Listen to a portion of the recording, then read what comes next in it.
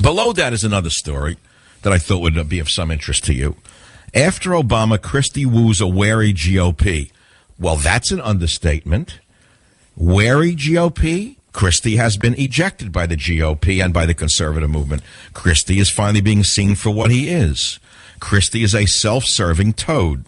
Christie has destroyed his political career, at least amongst conservatives. Now, if he wants to become like Bloomberg and declare himself not a Republican as Bloomberg did just to get elected, but declare himself a Democrat to get reelected in New Jersey or God knows what else, perhaps he has a future. But his future is all used up as a conservative because everybody in the conservative movement now sees Christie for what he is, a parody of himself. The phone number here again, well, you know the topics. The phone number is 855-400-SAVAGE, 855-400-7282. I will not devolve to the level of giving you turkey recipes, but I will ask you again, the department store story.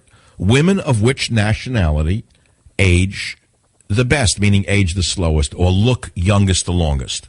So I thought that woman was in her 30s. My friend said that she's in her 50s. I said, well, how do you know that? He said, look at the hands. I said, what? He said, you can always tell how old a person is by their hands.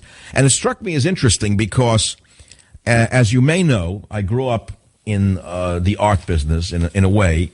And my dad owned a little antique store where I worked, as I point out in my great book, Train Tracks, Family Stories for the Holidays.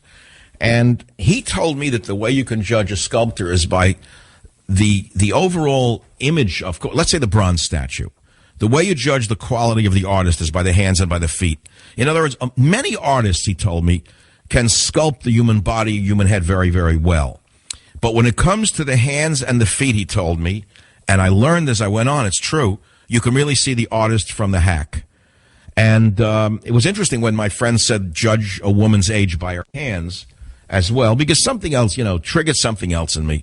It went back to another, kind of maudlin family story. I remember when my mother used to wash the dishes and her hands would turn red from the dishes in those days. They used caustic soap, and how sad we all were. We didn't help, of course. We were just sad for her. My father wouldn't lift his finger. I mean, men didn't wash dishes in those days. Men didn't wear aprons in those days. They worked, and the women did the dishes and did everything else. But we children were not asked to do the dishes. It was sort of another age in America where children and men didn't do dishes, only the mother. So my mother's hands would turn red from the so she got gloves. And I was very touched by the fact that my poor mother's hands were being turned red by the chlorinated water or whatever she was using, which leads us back to the question again that I asked you earlier.